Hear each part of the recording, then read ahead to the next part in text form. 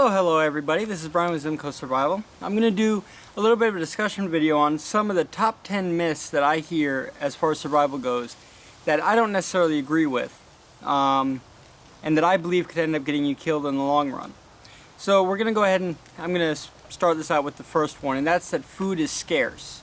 What we consider food is scarce. What modern day people would consider edible. But there are a lot of food options out there in the wild if you know what you're looking for. So an example would be pine trees. A standard white pine or a slash pine is edible. In fact, quite a few of the parts are edible, almost all of it. The pine nuts that you can get from the pine cones, you have the needles, very high in vitamin C, very good for you. And even the inner bark is very good for you. So a lot of that is edible. There are a lot of edible plants, things that we wouldn't consider edible. And when you actually sit down and you look at what is available out there, you'll realize that there is plenty of food around. Now it may not be as easy as going to the store to get. You're going to have to go out, you're going to have to find it, but it is there. So I see a lot of people going around and having a really hard time. Like, for example, the show Naked and Afraid. I watched that, and I sit there and I slap my head a few times because I've seen instances where those guys were out there doing their thing, and I can see the pine trees and stuff around them, and I know that if they just take their knife and they cut some of that pine bark off, it'll give them a lot of the sugars and nutrition that they're going to need to help sustain themselves until they can get bigger, more available food. So you don't have to suffer when you're out. Food is available. You just have to know what to look for. Now, number 2, and this is one that is kind of double-sided. Small rodents, so things like squirrels, mice, rats, anything that you can catch, which are going to be most often caught in traps. Rabbits, they're a good food source for a short time. They lack a lot of fat. That entire line of animals that I consider rodents are very, very lean. So while they'll give you a lot of protein, you won't have the fat to break down the proteins. So your body needs fat in order to process a lot of the vitamins.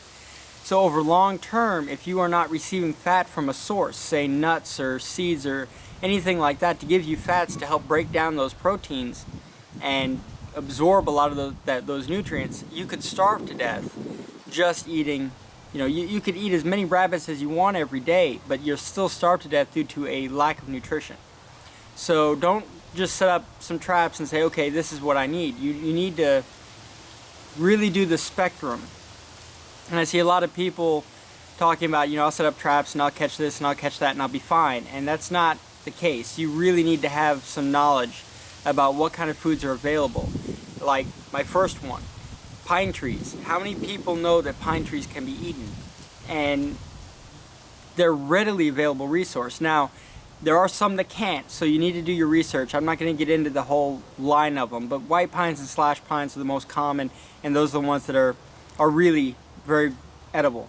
I'll probably do a video kind of explaining further into the topic later, but there's food around you other than just the rodents. So while you can eat the rodents as a short-term type of a tide you over until you can get something better, or if you have access to food, to fats like, for example, nuts, you manage to get lucky and find a nut tree, then you're going to be okay. But you need to make sure that you aren't just eating rodents, because if you do that, you will starve to death while eating, and that's an important thing to know.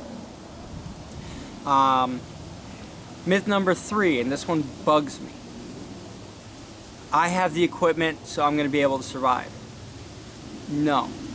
Just because you have the equipment doesn't mean that you know how to use it, and it doesn't mean that you're going to be able to survive.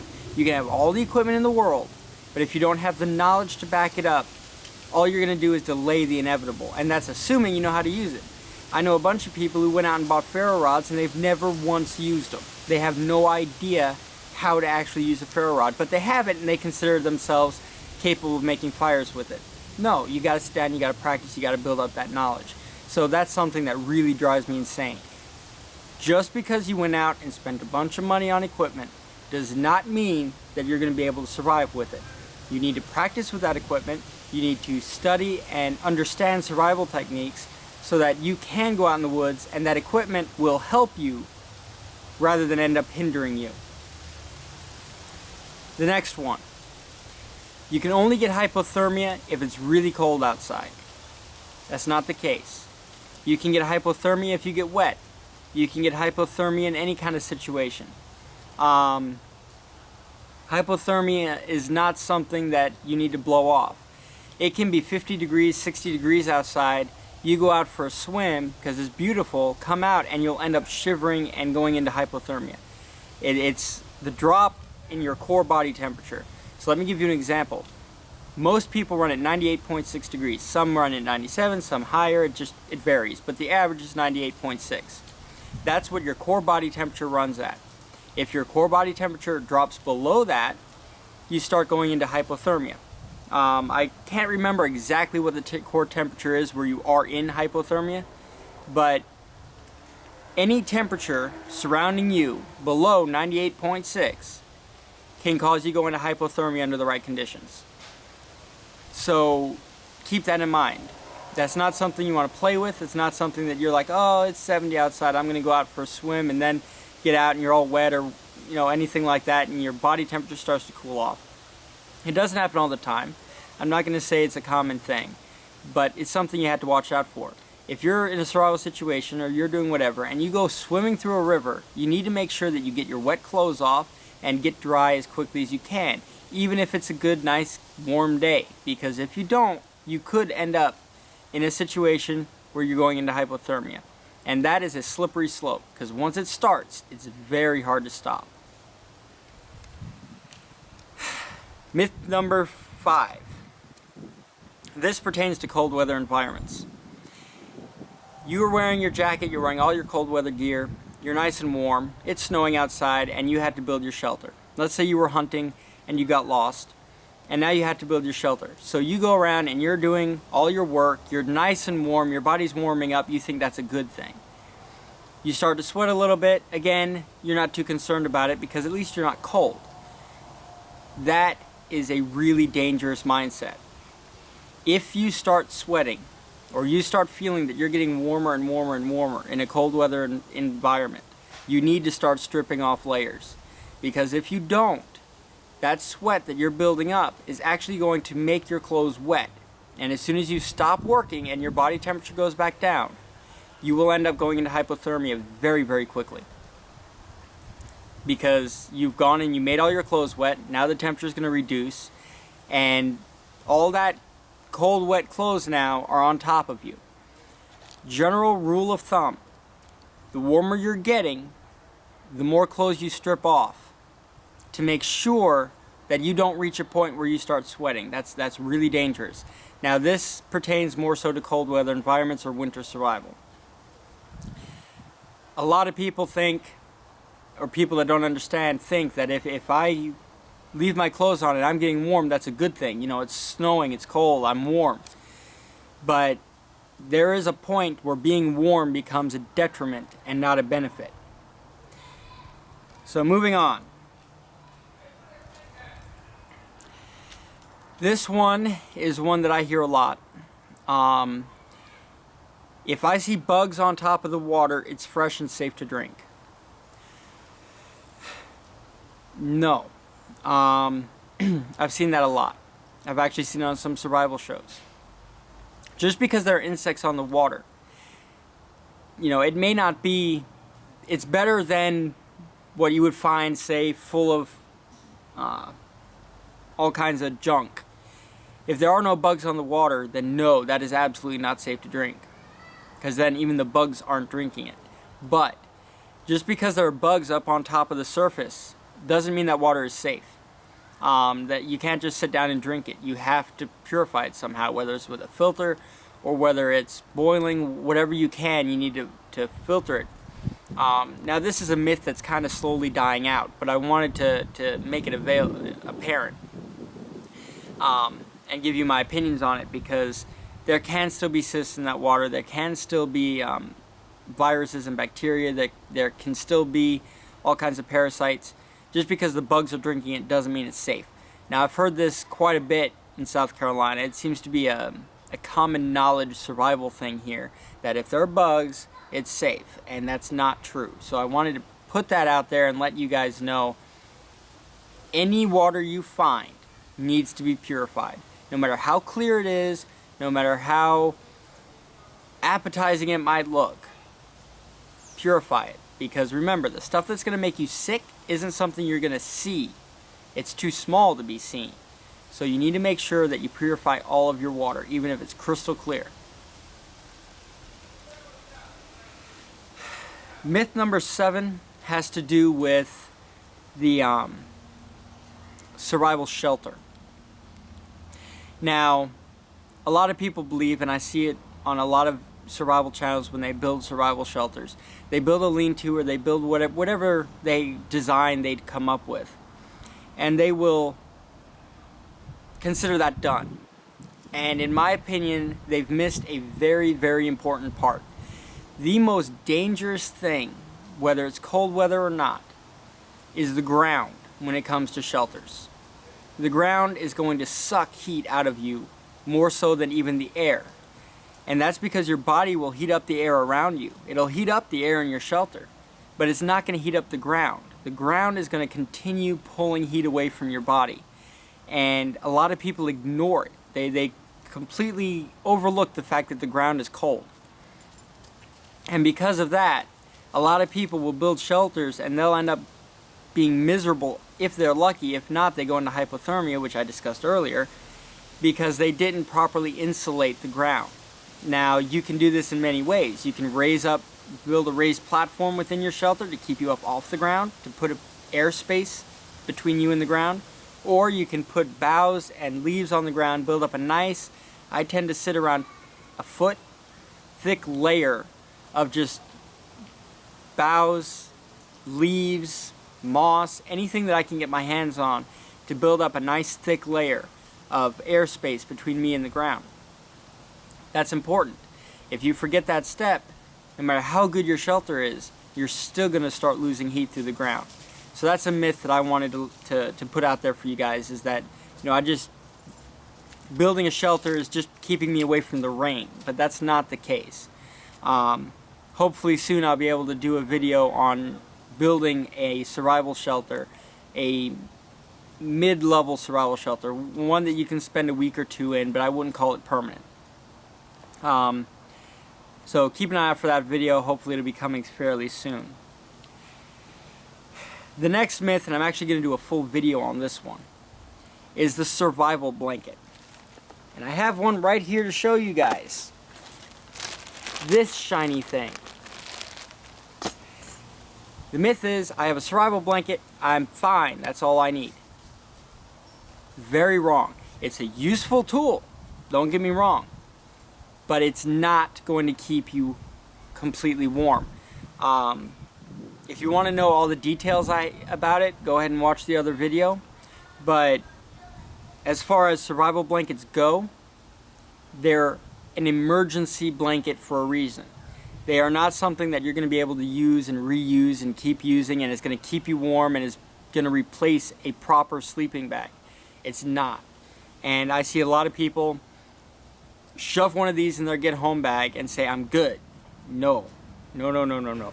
Especially if the temperatures are really cold. You'll be miserable at that, if it even keeps you warm enough to keep you from going into hypothermia. But again, watch my video for all of the details about that. Keep a proper sleeping system with you. I have a 3-step system, and I do use one of those Mylar blankets as part of the sleep system, but I don't just use the blanket.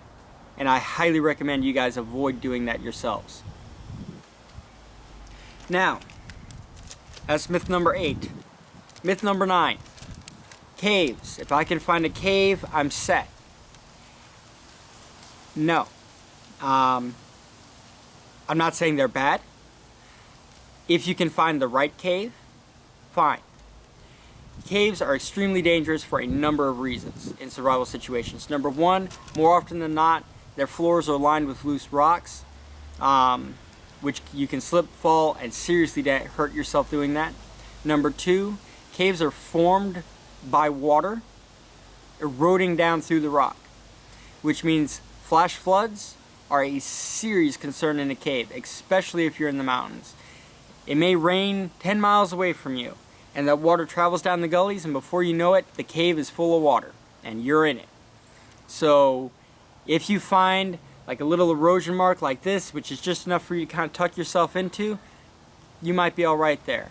But a full-blown cave, try to stay away from it. You'll notice you won't find a whole lot of big animals in caves for a reason. In this case, they're probably smarter than we are. Number 10, spears. Yes, spears. I know that's kind of weird, but a lot of people in survival situations believe that they don't need to carry a proper weapon with them. They don't need to carry a gun, or they don't need to carry a bow. My preference is a bow. The SAS Survival, tactical survival bow. I don't care if it's tactical or not, but I like the quality of that bow and the fact that I can actually make my own arrows for it and continue using it without a problem. You need to carry a proper weapon, whether it's, you know, as much as a slingshot, you know, just something that you can use that can reach out and poke something, because spears are extremely difficult to use. You can be successful with them, but more so for fishing. Spears, back in the Neanderthal era, the original human race, I guess you could say, before we became modernized, they would go out spear hunting, but they spear hunted in groups, and they would act much like lions, and they would kind of surround what they were trying to catch and drive the animal into the people with the spears. Simply going out with a spear and trying to throw it at things or stick things with it is not going to be something you can do alone. So keep that in mind. Just because you have a spear, it doesn't mean you're going to get food. Even modern day hunters that do use spears, and there are people that do it, especially boar hunters, they'll use dogs or other people to once again find and drive that animal into them so that they can spear it. Going out alone with a spear isn't going to be much use. Now, the only spears that I actually advocate, the ones that I say that you should know how to make and that you should carry with you, are fishing spears, because those are very, very useful, and you can be successful with them without more than one person. I do know how to make spearheads for other types of animals. If I manage to catch a larger animal on trap, that's when I would use a spear. And I'll do a video on how to make like a wooden spearhead later. But as far as keeping that as your primary hunting tool, no. Either make yourself a survival bow or carry a survival bow with you. That's my recommendation. That way you can continue making your arrows for it. It's a reusable object, and you're not going to run out of ammunition like you would with a gun. I would not state that carrying a 22 is a bad idea. I would definitely carry a 22. I personally am going to be purchasing an AR-7 22 collapsible survival rifle, and I'm going to carry a box 500 rounds with me as a way of collecting food more readily. But I also have the SAS survival bow as a backup for larger prey and as a reusable hunting tool. But that's it. Those are my opinions on the my top 10 survival myths that could probably get you killed. Oh, one more thing. People hunting bears with homemade spears. Don't do it. Don't do it. You may be successful, you may kill yourself. Don't do it. Especially moose. See a lot of people talking about, I'm going to go hunt moose. No. Alright. Anyway, a little bit of an off topic there. Thank you guys so much for watching. Please have a great day. Bye-bye.